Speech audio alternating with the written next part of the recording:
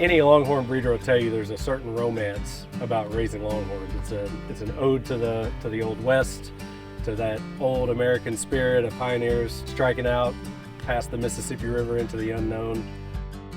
There's just something special about a Texas Longhorn cow. The way they hold themselves, the horns, the color, the way they move, I think everything about them is kind of a living history right there in front of you.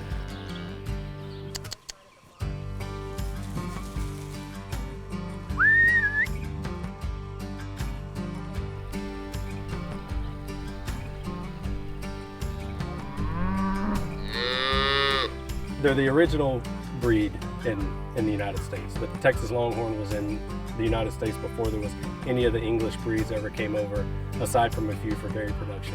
These animals were left by the Spaniards for 300 years in Mexico and Texas. You know, that's back when there were grizzlies and mountain lions everywhere.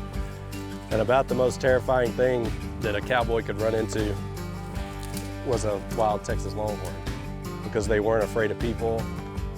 They're the only animal in North America that was known to kill bears. They would kill the horses out from under the riders. They were extremely dangerous back then.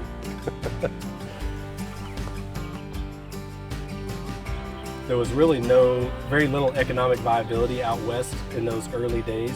And with the advance of the rail lines headed west, you know, they made a rail stop in Abilene, Kansas, and realized that we could put cattle on those rail cars.